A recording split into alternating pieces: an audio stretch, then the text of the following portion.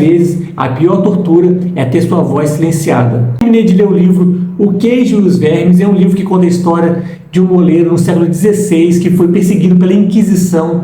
Esse moleiro ele tinha ideias próprias sobre a religião, sobre Deus, sobre Jesus, e obviamente que a Igreja Católica na época não ia permitir que essas ideias se difundissem, né? E dentro das suas ideias ele deixa um questionamento assim, eu acho muito válido. Ele faz a pergunta: será que amar Deus é mais importante que amar o próximo?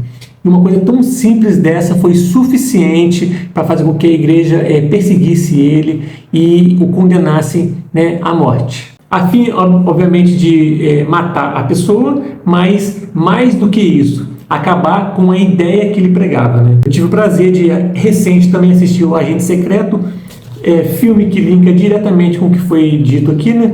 Não pelo quesito religioso, mas pela questão de perseguição. No filme, o Armando, né, que é interpretado por Wagner Moura, é perseguido pela ditadura militar, entre outras formas, né, através de áreas privadas, mas é perseguido pelo Armando. Ele mexe com gente muito graúda, de muito dinheiro, que participa no governo, e ele acaba sendo morto.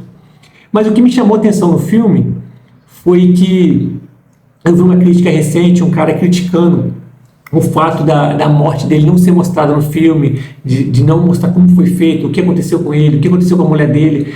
Só que é exatamente sobre isso que o filme fala, sobre como as repressões elas servem para apagar memórias, não deixar vestígio de qualquer filosofia que vá contra a ideia hegemônica do momento. E o filme faz isso muito bem, né? Você não vê a história completa de Armando, né? Você não vê como a esposa dele morreu, por que ela foi perseguida, você não vê como ele morreu, você vê só fragmentos da história dele contada através de duas meninas que estão ali escutando as fitas, né? Essa ideia de perseguição linka muito bem o livro como o filme, né?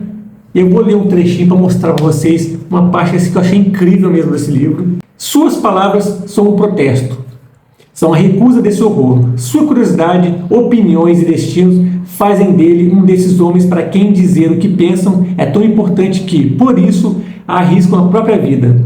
Nem toda confissão é uma vitória da tortura, porque às vezes a pior tortura é ter sua voz silenciada. Então é isso. Livro muito bom, filme ótimo, indico os dois. Valeu!